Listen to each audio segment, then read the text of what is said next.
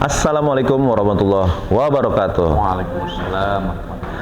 Hai Soib Jakpus, kita ketemu lagi di J Podcast, podcastnya Jakarta Pusat, dan ketemu dengan saya kembali Bang Iman yang akan memandu acara J Podcast kali ini.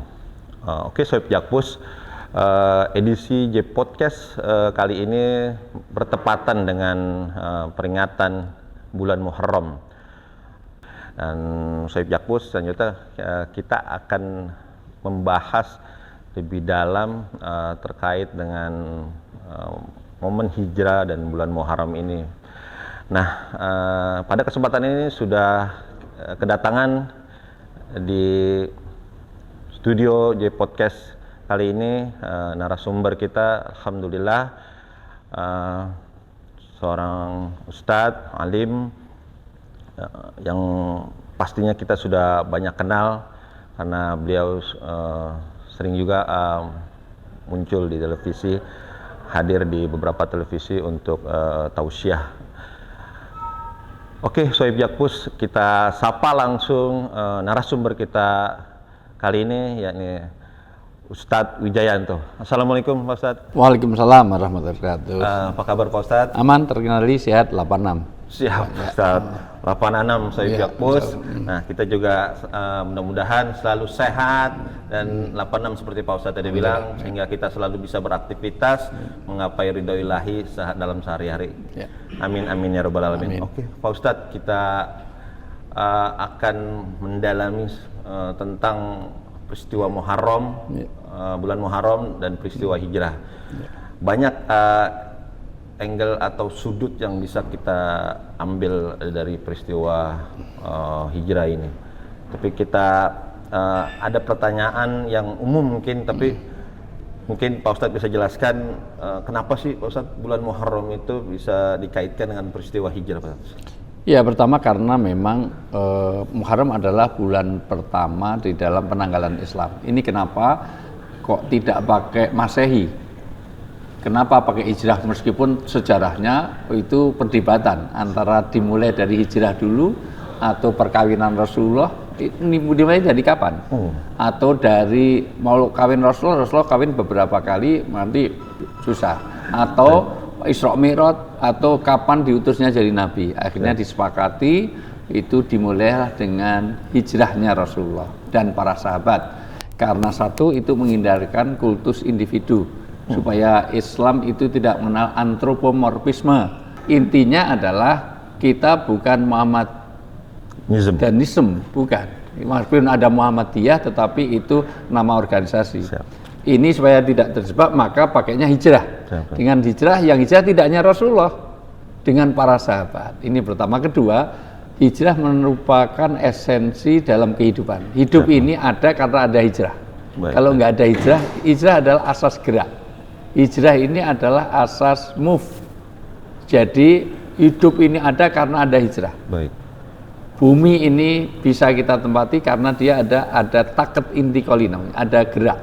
Sebagaimana asas Islam. Islam itu artinya jalan, thoriqoh artinya jalan, suluk artinya jalan, syariat artinya jalan. Orang di jalan harus bergerak. Baik. Harus hijrah. Kalau di jalan diem terus, itu namanya bukan jalan, itu parkiran. Nah, maka orang Islam hari ini harus lebih baik dari kemarin. Itu hijrah. Baik. Besok hari ini Sohib Jakpus untuk tahun depan harus lebih baik dari tahun ini. Semua ASN yang di Jakpus harus lebih baik tahun ini. Amin. Itu namanya hijrah. Baik.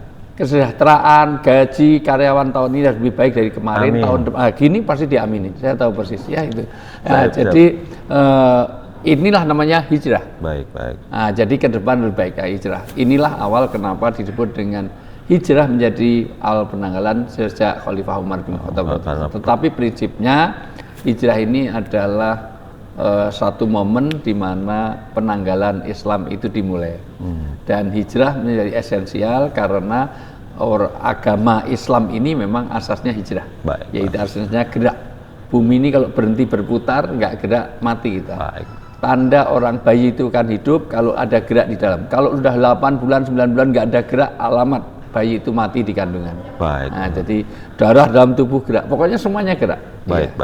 Pak Ustadz tadi singgung soal hijrah itu bergerak gitu. Ya. Nah, dalam artian gerak mungkin kita bisa tidak bisa hanya satu kita artikan secara fisik ya. Mungkin bisa pola pikir dan sebagainya.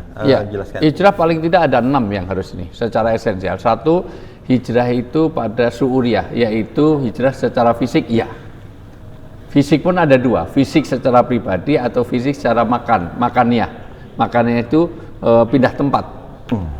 Mekah nggak terlalu strategis untuk dakwah, maka pindah ke Madinah, itu tempat. Secara fisik, ya bagaimana kita menjadi lebih baik secara fisik. Orang itu jangan sampai sakit-sakitan menjadi sehat. Dari sakit menuju sehat itu hijrah. Baik. Dari tampilan yang menutup aurat, dari tadinya buka-bukaan jadi nutup aurat, itu ya. Tapi itu tidak cukup. Karena banyak komunitas kita itu menyebut hijrah, terutama Sohib Jakpus yang saya muliakan. Kadang-kadang orang itu melihat pada fisik, itu hanya atribut. Hijrah itu bukan sekedar atribut, tapi harus juga attitude, sikap, perilaku. Bahkan ada 3 surah, siroh, dan sarirohnya. Surahnya tampilannya harus lebih baik, menutup auratnya segala macam, jangan pakai rok mini, you can see, I can use, atau kita yang tadinya pokoknya kaitannya dengan tabarruj dan sebagainya. Yang kedua, perilakunya. Karena pakaian itu yang bagus adalah pakaian takwa. Pakaian takwa itu bukan sekedar jilbabnya. Kalau hanya jilbab, orang Australia sekarang hijrah semua, wong musim dingin semuanya pakai jilbab. Siap. Tapi bukan itu. Maka tidak bisa kita mengukur hijrah hanya dari tampilan fisik. Maka perilaku. Yang ketiga lebih penting etikadiyah, keyakinan kita. Bahkan fikriyah. Jadi hijrahnya dari kebodohan menuju orang lebih cerdas, lebih pintar, itu hijrah. Maka sekolah itu adalah gerakan hijrah. Baik. Dari bodoh menjadi pintar, dari kotor menjadi bersih, itu hijrah. Dari zona nyaman menuju sesuatu yang lebih oke lagi. Nah, itu jadi menuju yang lebih comfortable, itu namanya hijrah. Oke, Sohib Jakpus. Esensi hijrah tadi Ustadz sudah jelaskan, ada penampilan, terus perilaku dan terakhir pola pikir, bahkan hati. Bahkan dicontohkan salah satu itu sekolah, bahkan dari gelap, bahasa Islamnya minaz zulumati ilan nur. Nah, dari kegelapan menuju terang. Oke, Ustaz, kita lanjut. Berikutnya kita akan seperti saya singgung awal tadi, hijrah banyak yang kita bisa ambil sudut pandangnya. Tapi kami tim J-Podcast ingin menggali di dalam hijrah terkait dengan kita membentuk suatu keluarga yang ideal. Bahkan dalam Islam kita kenal dengan keluarga samara, sakinah, mawaddah, warahmah. Pertama, kata sakinah itu adalah dinamis. Baik. Itu seperti negara adil dan makmur. Selamanya tidak akan tercapai. Kapan adil dan makmur? Itu satu hope, satu al-amalu, namanya satu harapan, target yang memang maka belajar. Baik. Terus sampai mati, kita sampai akhir hayat, sampai pernikahan itu menjadi sakinah. Baik. Itu kita belajar terus, karena untuk sakinah yang tahun ini beda dengan untuk sakinah tahun depan. Tantangannya beda, kondisinya berbeda. Artinya bukan sesuatu yang statis maksudnya? Iya, nggak statis, dia satu dinamis. Itu. Yang kedua, sakinah itu dibangun dengan mawaddah warahmah. Sebetulnya kalau ini salah kaprah, sakinah itu wujud ketenangan, dibangunnya dengan mawaddah warahmah. Jadi keluarganya keluarga sakinah. Mawaddah itu satu alat interaksi, cara untuk bagaimana mencapai sakinah itu. Baik.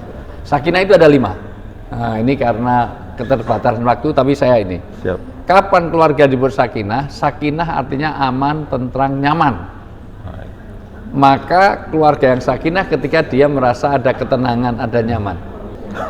Nah, dari kantor pengen segera pulang, homesick, itu dia sakinah. Tapi kalau di rumah dia merasa nggak kerasan, nggak nyaman, berarti dia tidak sakinah. Yang kedua, sakinah artinya optimistis. Ini sih kita ambil dari ayat Quran ya. Siap. Ya. Orang Arab itu kalau tanya rumah, itu aina taskun, di mana kamu bersakinah. Karena rumah kita jangan hanya sebagai tempat istirahat, itu bukan rumah, itu hotel. Rumah kok hanya untuk makan, itu restoran, bukan rumah. Rumah hanya untuk istirahat, itu halte. Rumah kok hanya untuk apa? Jadi rumah ini bukan untuk tempat tidur, bukan. Rumah itu harus jadi maskan. Maskan itu sakanun. Dalam bahasa Inggris ada house, ada home. Gagal teman-teman sohib Jakpus ini kalau rumah kita hanya sebagai house. Harus jadi home.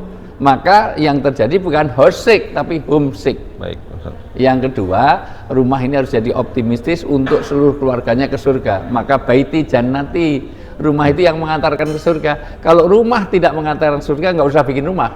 Baik. Itu gagal punya rumah. Yang ketiga, itu rumah itu untuk tidak ada kecurigaan.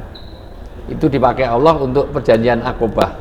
Karena waktu perjanjian Aqobah itu, mohon maaf, orang-orang yang baiat tidak semuanya akrab. Dan maka ketika orang tidak ada kecurigaan suami kepada istri, istri kepada suami, kepada anak, orang tua, maka itu berarti dia belum ada sakinah. Artinya saling trust, maksudnya. Yang keempat, sakinah artinya tidak saling menyakiti. Ini dipakai Allah dalam surat Yusuf ayat 31. Sakinah, orang Arab kalau tanya sakinah, pisau yang tajam, sakinah. Maka sakinah itu ketika dia ngiris jari-jari itu enggak berasa. Demikian juga kita, jangan sampai saling menyakiti. Nah, sakinah berikutnya supaya ada tidak saling mengganggu. Makanya di dalam hadis, kalau kamu jadi makmum, berdirilah dengan sakinah. Nah, berdirilah dengan sakinah. Artinya apa? Jangan sampai mentang-mentang kalian ini lulusan UIN, bismillahirrahmanirrahim, itu mengganggu. Maka tidak ada pelakor, tidak ada pebinor, itu. Maka dari sini tidak ada gangguan internal maupun eksternal. Hijrah kita adalah menuju kelima tadi. Menuju bagaimana rumah tangga yang aman, nyaman, kerasan, dan juga keluarga yang mengantarkan ke surga, keluarga yang tidak saling curiga. Jangan-jangan anak kita kena narkoba, ikut tawuran, ikut geng motor, berarti saling curiga. Dimulai dari handphone.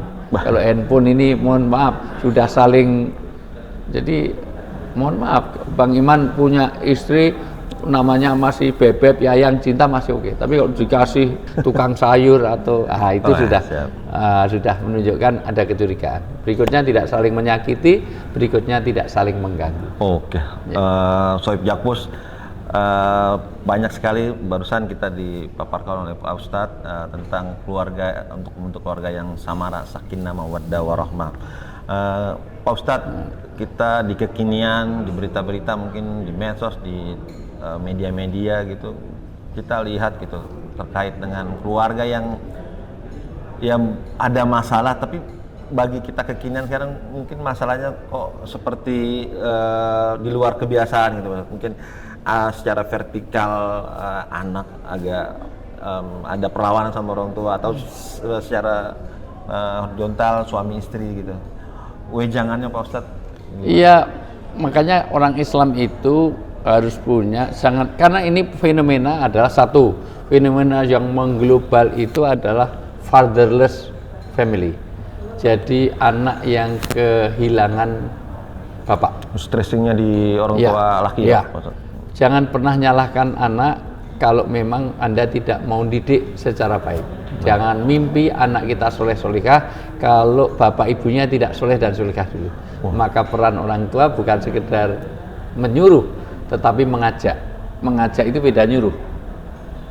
Dengar adzan nggak dengar, sana ke masjid. Anaknya suruh ke masjid, orang tuanya nonton TV. Itu namanya nyuruh.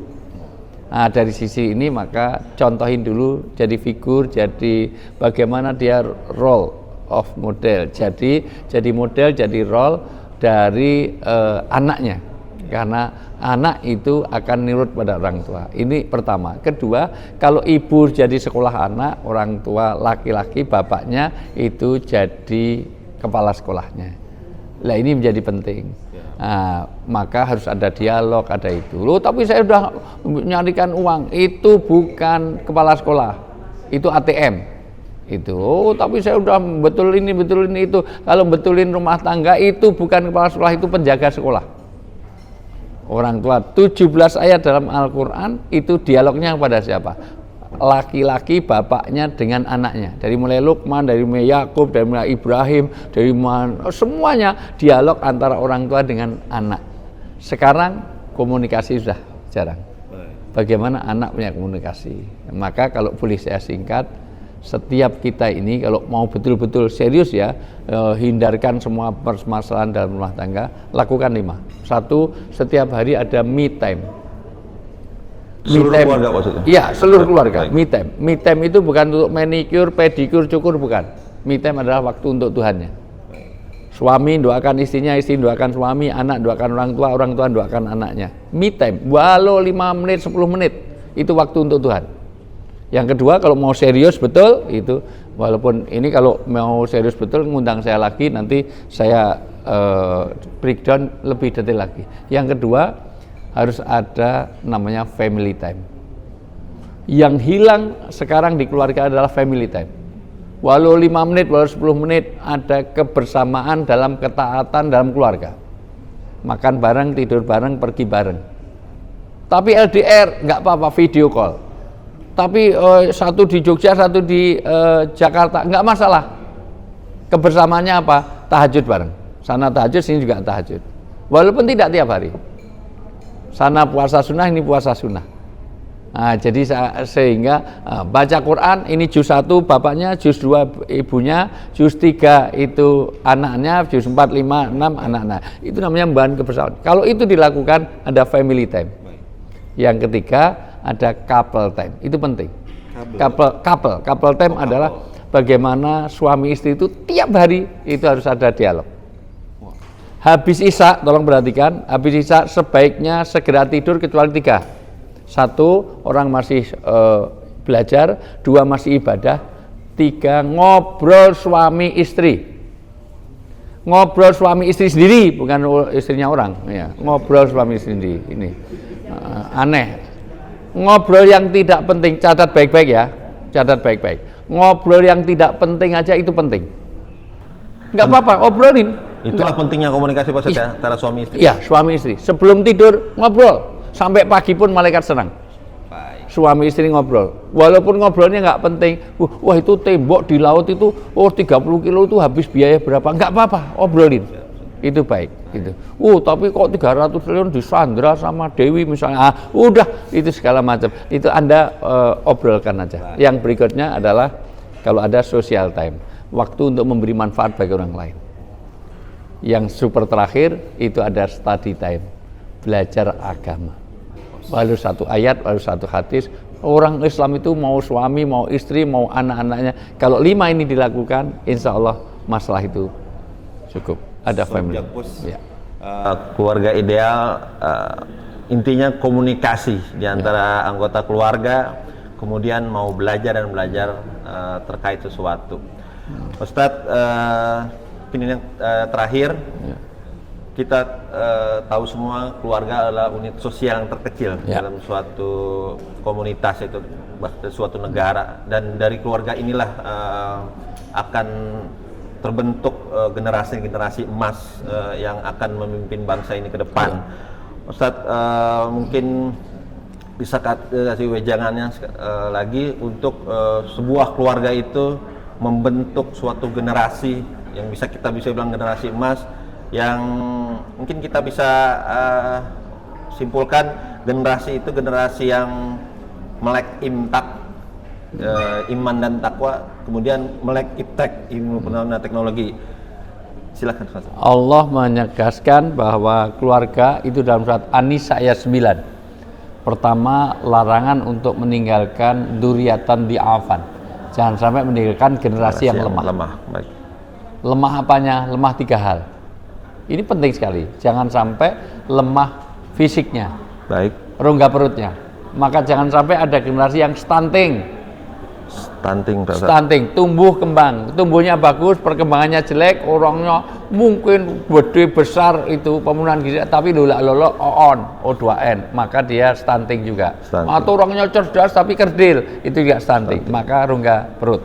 Yang kedua rongga kepala, yaitu anak dikasih pendidikan, ilmu-ilmu yang bermanfaat. Baik. Karena ilmu itu imamul amal, ilmu itu memandu amal kita. Baik. Yang ketiga adalah rongga dada. Ini jauh lebih penting. Hati, Pak. Hati kaitannya dengan akhlak, kaitan dengan akidah. Oh ini baik, ini nggak sopan, ini segala. Sekarang mana ada kesopanan itu sudah ditinggalkan. Akhlak, budaya aja sudah ditinggalkan. Padahal itu bagian dari agama. Agama itu membicarakan tentang innama bu'istu liutammima makarimah akhlak. Sebenarnya aku ini diutus untuk menyempurnakan akhlak manusia. Jadi kalau rongga perut kita penuhi, ya sandang pangan papan penting. Yang kedua rongga kepala, kasih ilmu pengetahuan yang bermanfaat. Yang ketiga rongga dada. Anak itu kasih bagaimana dia mau beribadah dan dia punya akhlakul karimah. Nah ini kalau tiga ini kita bangun dan inilah untuk mendidik generasi imtak dan iptek yang mulai. Jadi bukan hanya imtak iptek tapi juga fisik. Tiga. Oh siap.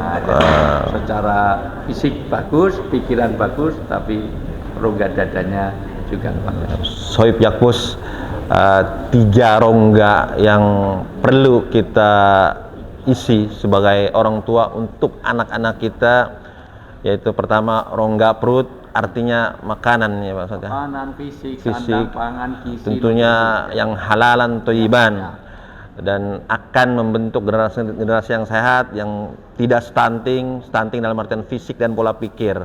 Kemudian rongga otak atau rongga kepala diisi dengan ilmu, baik itu ilmu agama dan ilmu umum. Kemudian terakhir rongga dada, yaitu membentuk hatinya yang bersih untuk menjalani kehidupan berikut bagi anak-anak kita. Sohib Yakbus, lengkap rasanya